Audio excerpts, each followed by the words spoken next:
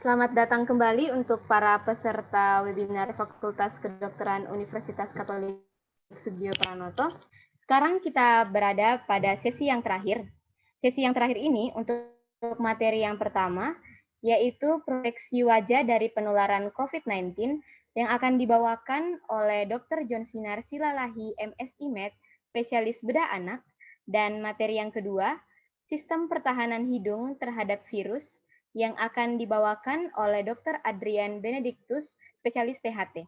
Jika para peserta ingin memberikan pertanyaan, bisa dikirimkan di kolom Q&A dan sesi tanya jawab akan disediakan di akhir sesi.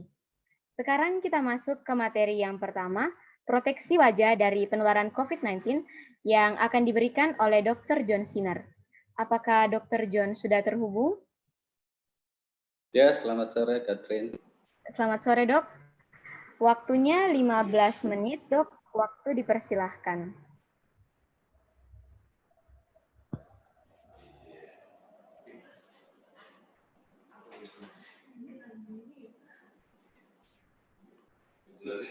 Sebentar.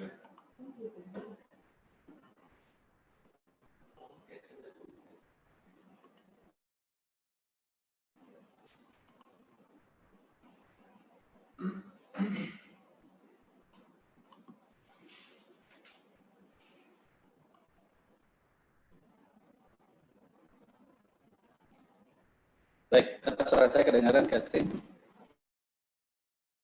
Ya. Terdengar, Baik, Dok. baik, selamat sore, salam sejahtera buat kita semua.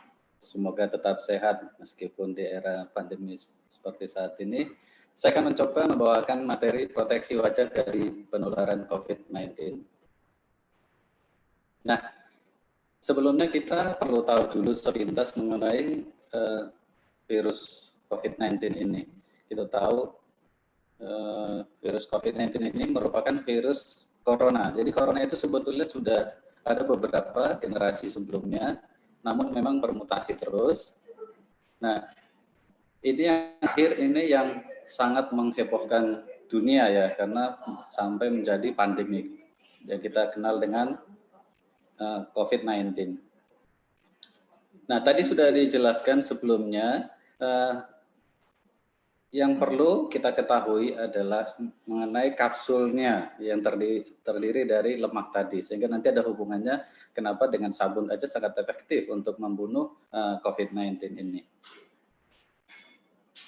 Nah, secara umum virus corona ini sebetulnya merupakan penyakit-penyakit pada hewan, zoonosis, tapi bisa ditularkan kepada manusia.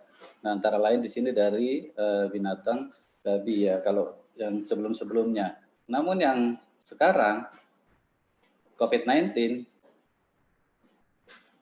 ternyata ditularkan oleh kelelawar ya. Dari kelelawar bisa langsung ke manusia atau waktu itu diduga dari mengkonsumsi, tapi sepertinya bukan masalah mengkonsumsinya, karena kita tahu kalau virus tersebut dipanaskan atau dimasak pasti akan mati, kecuali memang dikonsumsi dalam kondisi mentah, sehingga memang diperlukan untuk memproses makanan dengan memasak dengan betul. Nah, secara kontak langsung kepada manusia. Nah, dari manusia ke manusia itu yang akan menyebabkan penyebaran yang akan luar biasa. Nah, sebelum kita lanjutkan, ini kita perlu tahu karakteristik dari COVID-19 ini. Nah, ukurannya sekitar 125 nanometer, kecil sekali, itu sekitar 0,12 mikrometer. Jadi sangat kecil. Nah, tadi ada juga dibahas sebelumnya dan ada pertanyaan di sebelumnya ya. Yang luar biasanya lagi virus COVID-19 ini sangat bandel, bisa bertahan nih ada beberapa di benda-benda sekitar kita itu bisa bertahan cukup lama. Dari beberapa penelitian itu antara lain seperti pada sarung tangan medik itu bisa bertahan sampai 8 jam. Nah, inilah salah satu penyebabnya kenapa teman-teman sejawat dokter itu banyak sekali yang tertular justru dari APD yang digunakan, salah satunya sarung tangan ini. Kemudian ini benda-benda stainless bisa sampai 2 hari. Bahkan di plastik ini bisa sampai 5 hari. Nah, ini luar biasanya si virus COVID-19 ini, sehingga tidak heran kalau penularannya sangat luar biasa meluasnya karena memang bisa bertahan di benda-benda sekitar kita dan nanti droplet-droplet tersebut bisa disentuh oleh manusia, kemudian menyentuh wajah atau mata atau mulut bisa tertular. Nah, kemudian ini masa inkubasi antara 2 sampai 14 hari. Sehingga kadang orang sudah terkena aja belum ada gejala. Sehingga menularkan ke yang lain-lain. Oke, nah kita perlu tahu bagaimana cara transmisinya. Nah, ini orang ke orang. Nah, melalui apa? Droplet. Jadi 80% sampai 90% ternyata melalui droplet. Kemarin masih menjadi perdebatan apakah droplet, apakah airborne bisa. Nah, ternyata airborne bisa, tapi nanti saya tunjukkan untuk airborne itu sekitar 10-20%, tapi dengan situasi khusus.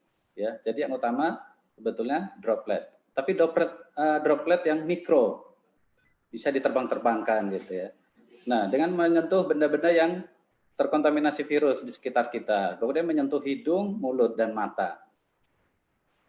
Nah, ini saya sebutin tadi airborne pada kondisi dan situasi tertentu. Misalnya ada tiupan AC, tiupan angin. Makanya kenapa orang naik motor seharusnya suruh pakai masker. Kita sedang keluar rumah pakai masker. Karena apa? Bisa ketika orang misalnya naik motor, dia batuk atau bersin, itu bisa diterbangkan mikro droplet tersebut. Pada saat batuk, bersin, dapat merebakkan virus sampai sekitar 6 kaki. Sehingga kenapa kita disuruh jaga jarak paling tidak minimal 2 meter. Karena dasarnya seperti ini. Ya, gitu. Nah, yang berikutnya, virus bisa disebarkan oleh orang yang tidak bergejala maupun bergejala. Jadi tidak hanya orang yang kelihatan sakit yang bisa menularkan. Orang yang terinfeksi virus juga banyak yang sehat-sehat saja, tapi sebetulnya dia bisa menularkan virus. Oke, cara terbaik dalam pencegahan dan mengurangi penularan, ya kita mengenal karakter si COVID-19 tersebut. Kemudian proteksi diri, proteksi orang lain, mencuci tangan, lindungi wajah, hindari menyentuh benda-benda sekitar. Jadi kunci utamanya karena memang penularannya dari mulut, hidung, mata ya.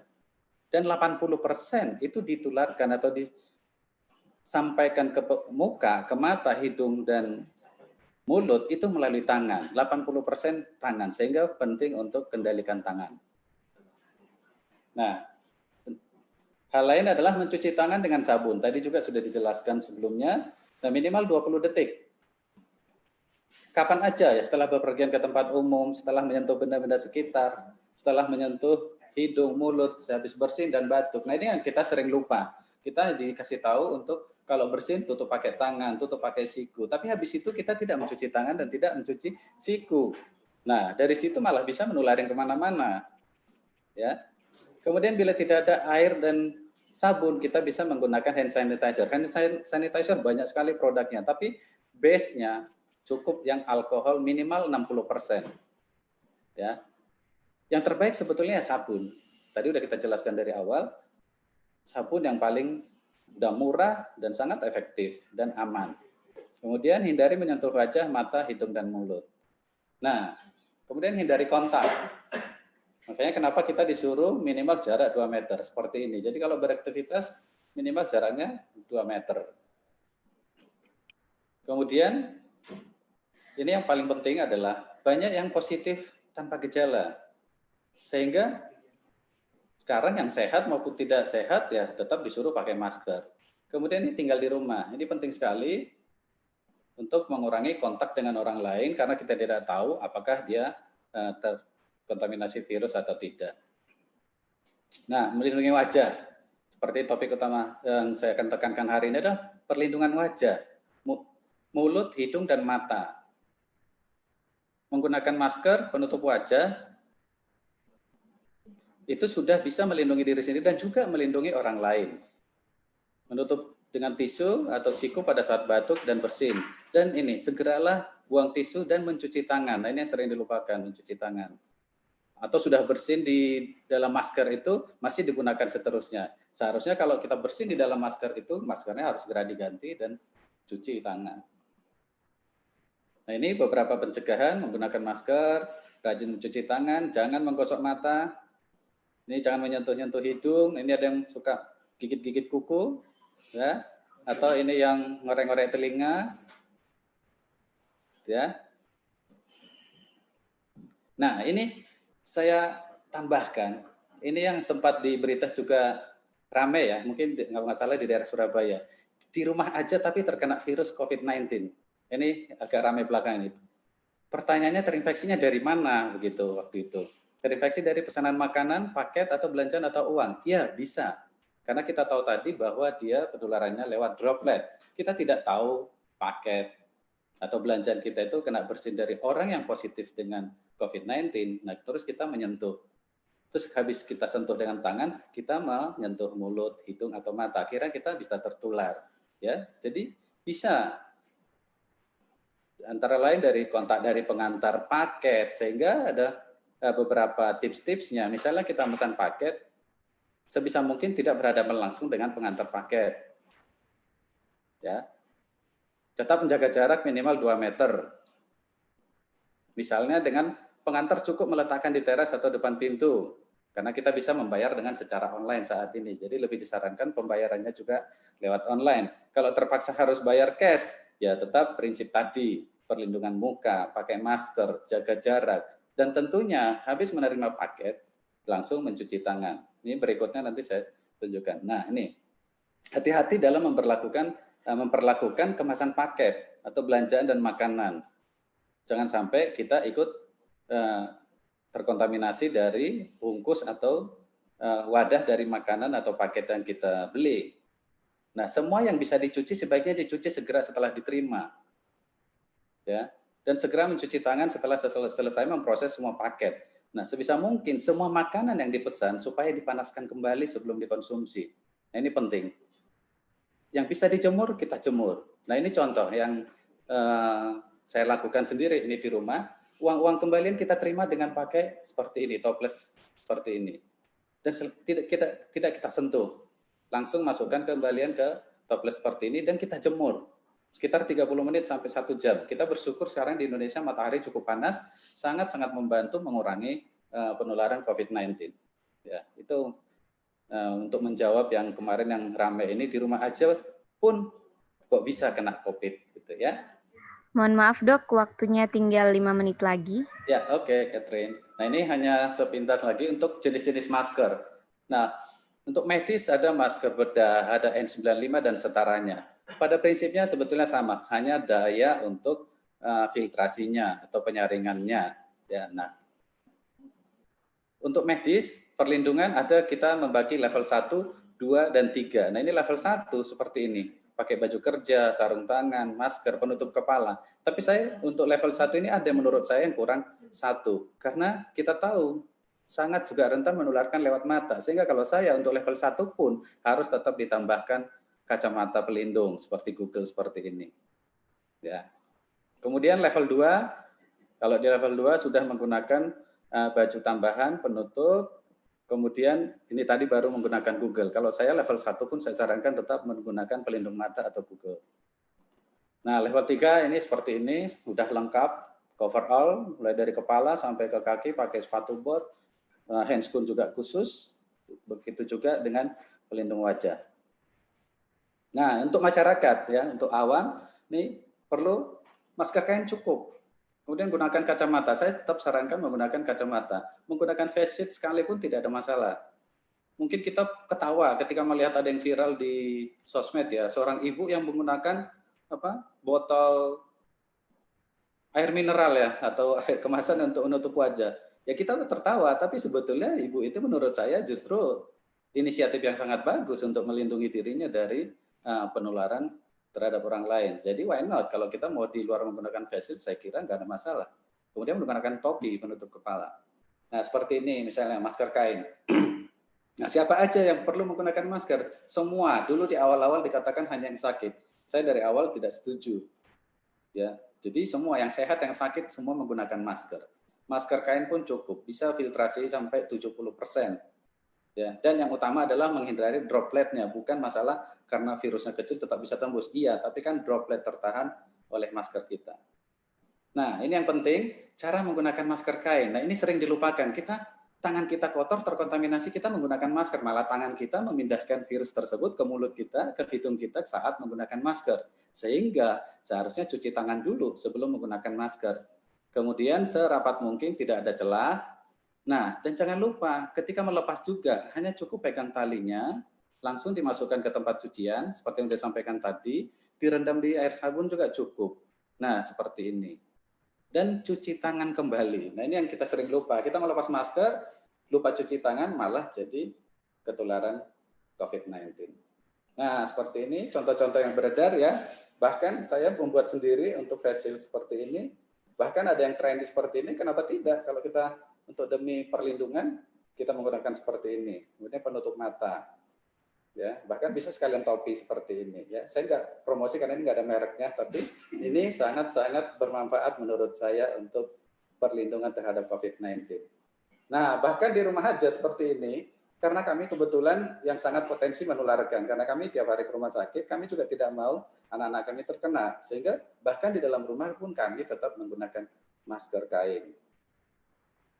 Nah, yang terakhir saya mau ambil sedikit kesimpulan, pencegahan penularan adalah cara terbaik.